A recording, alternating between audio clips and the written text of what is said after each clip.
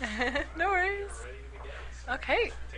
Awesome. Well, hello, everybody. My favorite group. Good to see everybody. And welcome to Hepatitis C Importance and Implications. I wanted to go over a couple of things. Why is hepatitis C important to ID doctors specifically? You've probably heard about the new trend of hepatitis C transitioning from GI to ID, and I wanted to go over why it's important for us as a specialty to get a good understanding of Hep C, and because it's probably going to be part of the future of ID, even more so than it is now. Rapid hepatitis C testing, new frontiers. You've probably heard about rapid testing, but I wanted to go over what that means for you in your practice. Hepatitis C treatment updates. You've probably heard about new treatments, new drugs, new combinations, and it's very difficult to keep up with all the latest trends and trials. So I wanted to go over the highlights for that. And then why is coinfection different? Because a lot of folks sometimes in general practice don't understand the coinfection is really a different piece. So I wanted to kind of talk to you about that in terms of why you as a specialty is very important, especially for co-infected individuals. And then also hepatitis C prevention strategies, which is more of a public health, but also helpful for your patients who are HIV positive who are not yet co-infected with Hep C. So just going over those a little bit. So importance of hepatitis C. Actually, hepatitis C mortality surpassed HIV mortality in the United States for the first time in 2007. So the current U.S. disease prevalence, we're talking about 4.9 million people with hepatitis C versus 1.2 million people with HIV, thanks to the good job that providers and public health people have done with the HIV epidemic, but it's kind of the next frontier, if you will, is hepatitis C. Now, that's actually a low estimate. That does not include incarcerated populations or undocumented populations. So that's just the people who answered the NHANES survey from the CDC. So I think it's probably around 5.1 million, because we're getting a lot more new infections as we start rapid hepatitis C testing. So at Moffitt and TGH, hepatitis C is the leading cause of liver transplantation and liver failure in the United States.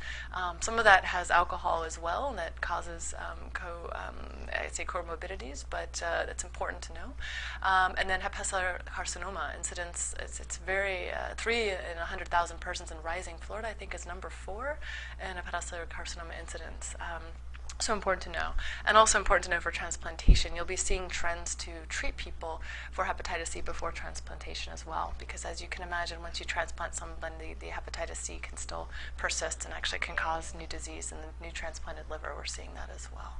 So this is a very interesting graph. You can see the intersection. HIV mortality is decreasing and hepatitis C mortality is increasing. This is a CDC study. Hepatitis B is rather stable, slightly declining, and they're intersecting right between 2006 2007. It's a very kind of landmark study to give you a sense of where we're headed in infectious diseases.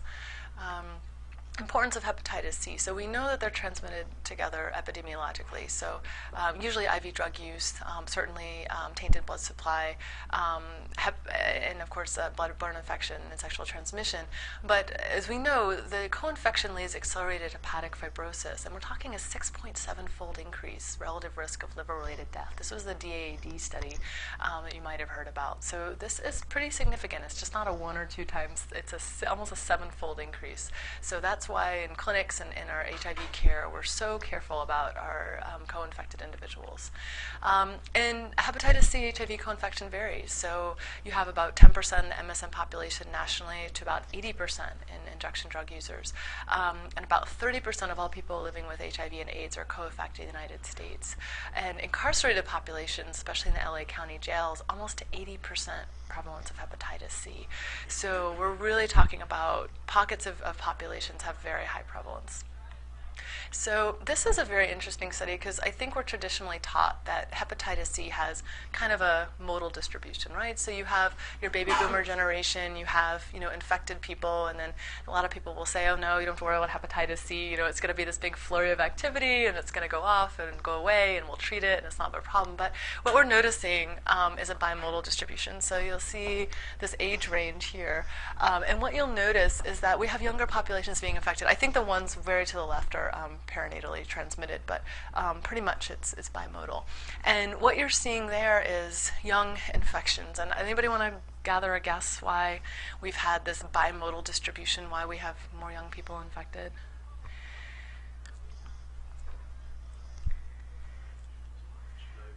Yes, and where predominantly in the United States is this happening?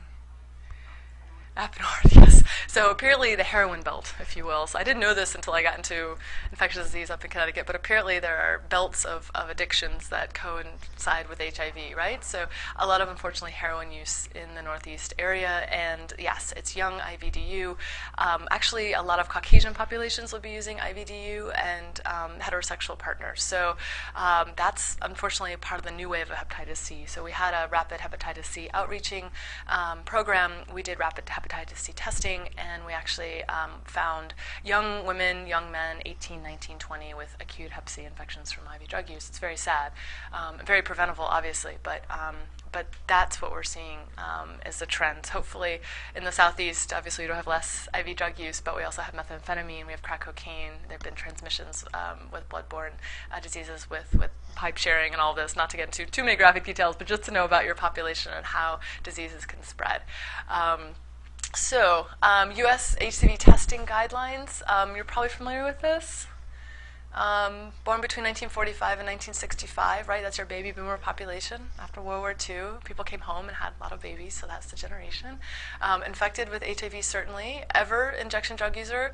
I learned more than I ever wanted to know about injection drug use during fellowship. However, it's true. If someone ever has injection drug use when you're taking a history, think about it. When somebody uses injection drugs for the first time, they're probably not going to go out to the store and buy clean needles, right? They're probably going to be borrowing it from friends or family or sexual partners. So even if someone said, oh, I just used it once, or I used it at a party, or I went to New York, and they used to have these shooting galleries up there, a lot of my patients were infected that way, that is important as well. So ever injection drug use definitely is a risk factor as well. So persistently abnormal ALT, yes, and then these are kind of obvious, but now our blood supply and organ donations are more screened, and then chronic hemodialysis. So rapid hepatitis C testing, is anybody familiar with rapid hepatitis C testing? Okay, so we probably know the traditional hepatitis C testing, right? You send them to the lab, they get the results, you get them probably in about a couple of days. Well, they have these this is the traditional one, so we do usually third generation ELISAs, and they detect antibodies for the core. It's a non-structural proteins, 3, 4, and 5 proteins. And then you have a follow-up test. But the rapids are fantastic.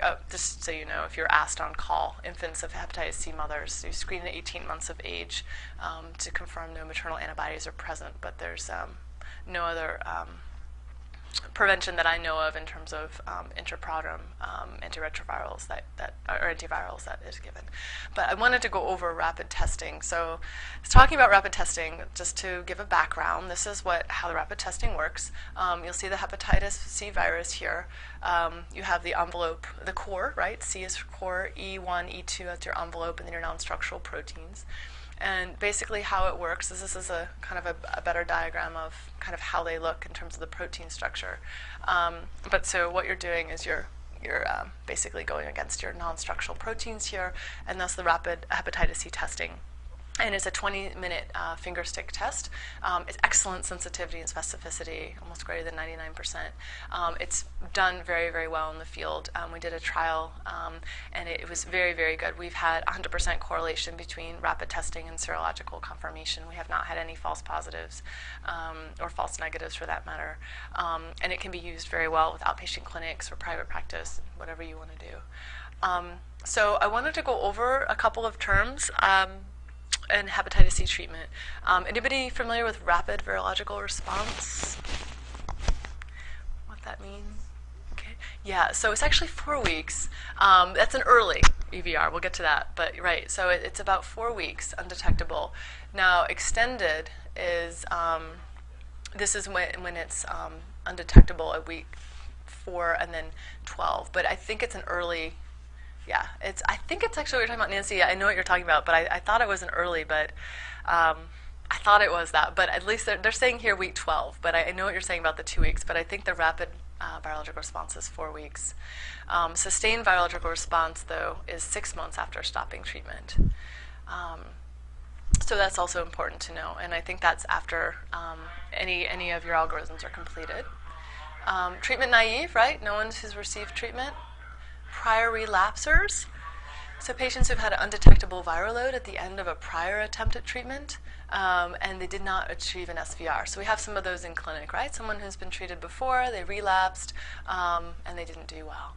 Partial responders, so they have a 2-log drop in HIV RNA by week 12, but they don't achieve an end of treatment response. I know these are hard to kind of keep track of, but when you start treating more, you'll definitely be able to tell that. And then it's important to document in your kind of your notes, if your patient's been treated before, were they a relapse or a responder, and kind of how long did they go for treatment and what were they treated with. And null responders, of course, is there's no log reduction in week 4, and then no drop in week 12.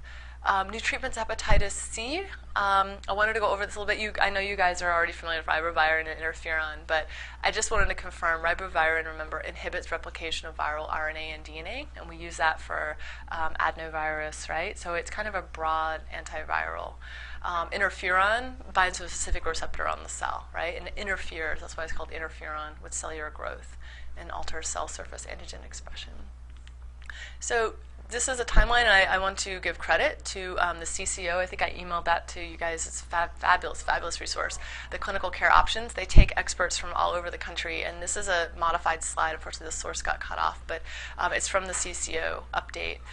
So you have this. Now, we've had DAA, right, direct-acting antiviral, your protease inhibitors for HCV.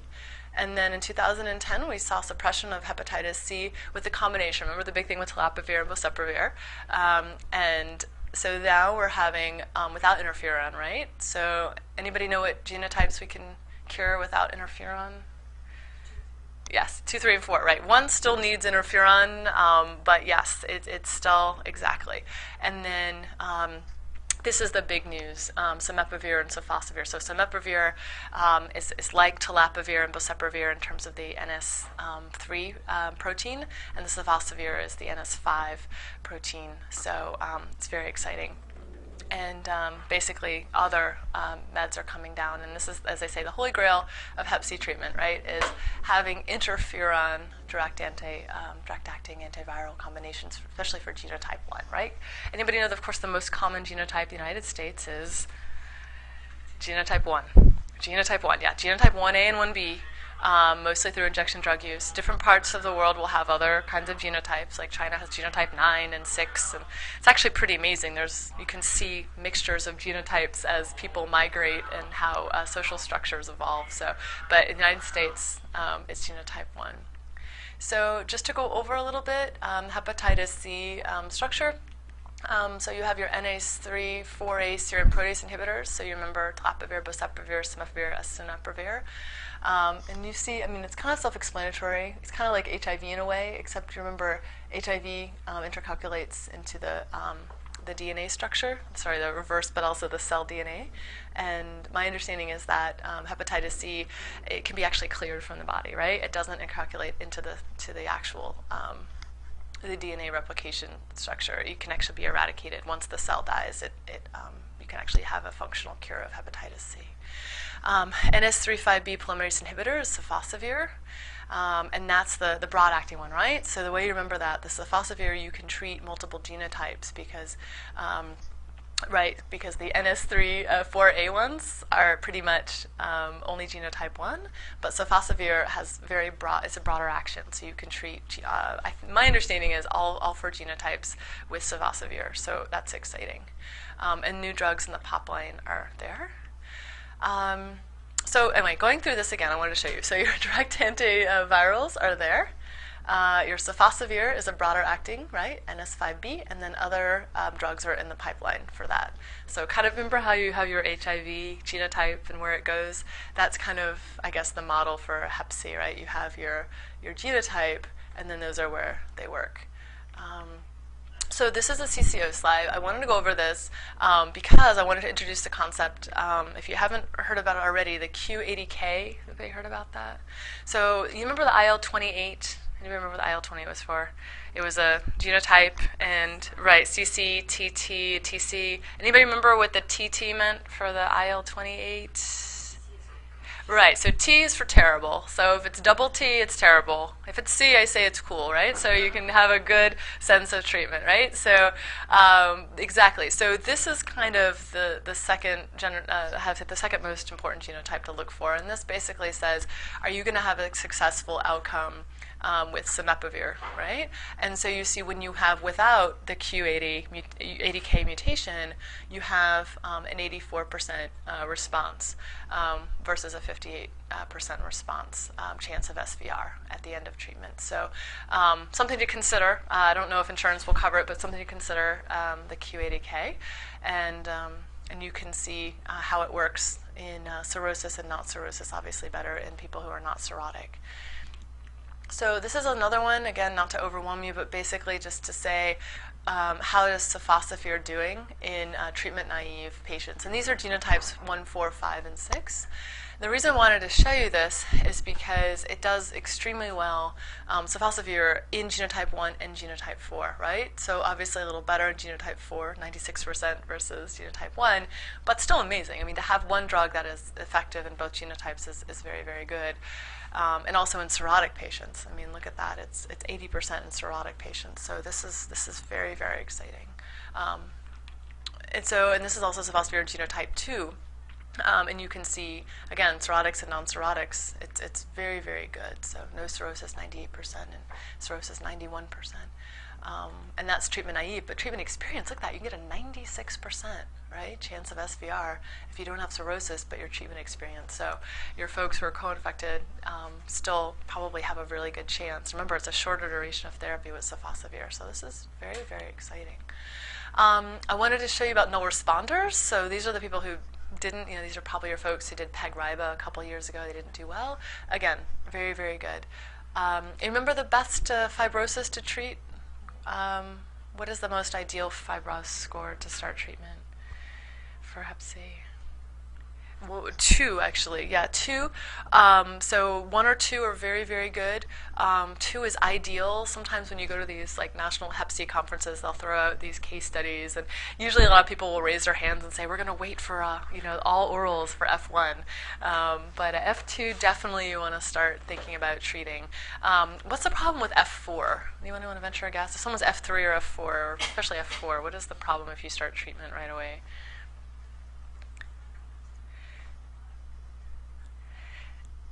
So the antivirals are going to kill all those cells and the hepatocytes that have the virus, so the person can enter fulminant liver failure, and that's happened, unfortunately. There's some cases of that. So you really want to partner with a hepatologist, because what you're doing is you're basically knocking out the liver because you're killing the liver cells, right, by the antivirals. So you want to be super careful. So that's why F2 is ideal. F3 or 4, especially those who are ascites, definitely talk to a hepatologist, but that's a common misconception. So it's not like an antibiotic, where you want to blast them with it, because remember, it's going to cause cell death. It's not the cell death of the bacteria, it's the cell death of somebody's organ, right? So that's a key difference you have to remember. Why is hepatitis C different? I know you guys you know this, but I just wanted to kind of drive it home, because when you're talking to other colleagues in the hospital, if you're consulting or something like that, kind of having people understand and saying that is important. The progression is more rapid, but also remember, ART can interfere, right? So efavirenz, right? It'll interfere with a lot of these hepatitis C drugs. So what do you have to do? Like if you're looking at someone for treatment, you have to say, oh my goodness, is they ART? Is it going to interfere, right? Do I need to change their ART, right? Yes, probably, before you start your regimen. So know what regimen you have in mind, see what you're going to do, and then make sure that they're stabilized, right, on their ART before you start treating them, because there are many drug-drug interactions. And then also our folks with HIV sometimes have unstable housing issues, so you just have to really make sure that that they're ready. So we know this. I won't dwell on this too much, but just to know to coordinate as you all do very well. Psychiatry Consult, this came up in clinic. So when do you get a psychiatry consult for hepatitis C?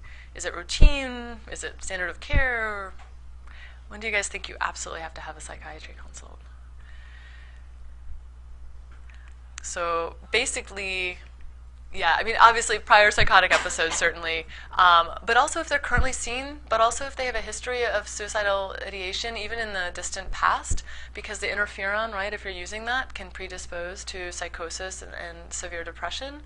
I would not be too worried about consultation if, you know, they're pretty stable. They don't have many issues. Some physicians will add an SSRI prophylactically, which is interesting. That was a practice that's done up in Chicago. But it's up to you. But my understanding is it's not mandatory. But obviously, if they have a documented psych history or on psych meds, I would consider it. But it's not mandatory. I just wanted to let you know that if you think they're going to do well. And you can always consult during if something comes up. But you can also use those standardized depression scales, right? Depression and anxiety scales as well, so you can document that. And some clinics will actually go through that as well with follow-up visits for interferon. So biopsying. How do you feel with biopsying? Would you guys biopsy for genotype 1 if you're starting treatment? Or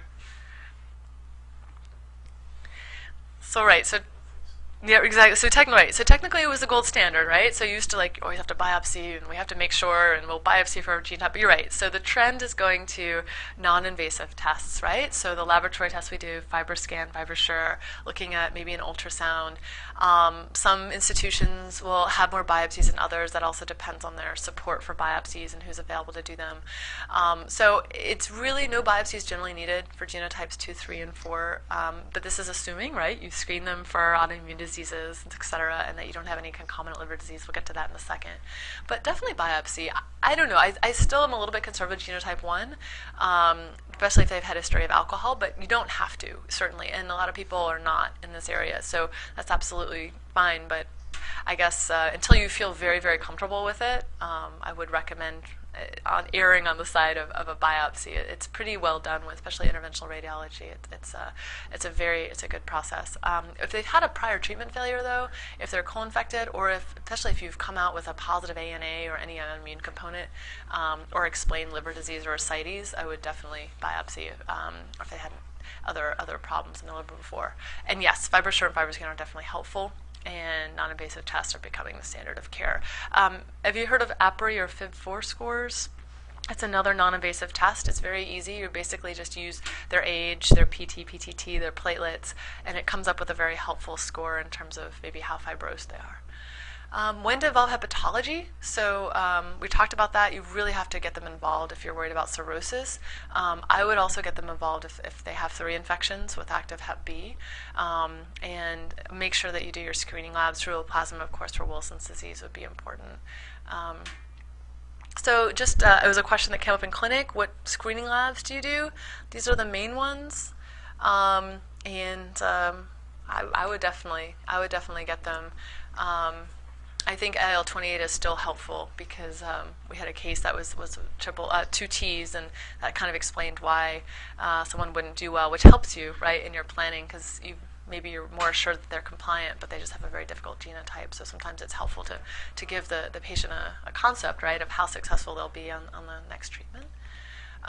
Yes, and that's the ideal score to treat. Really, F2, F3 is what we want. So for our patients, our co-infected patients, make sure that the ART regimen will not interfere with the proposed hepatitis C therapy, and make sure they're immune. Always make sure they're completed their vaccinations, and then make sure their HIV is suppressed.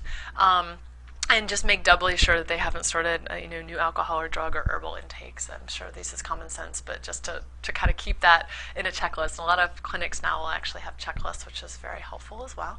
So I want to talk a little bit about the cost of Hep C treatment. Are you kind of familiar about how much this costs? It is incredibly expensive.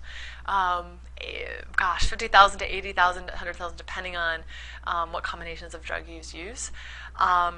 Unbelievable. And this is kind of a bread and butter, kind of nuts and bolts clinical thing, but always make sure that the insurance they're on, first of all, make sure they have insurance, but that they'll pay for it.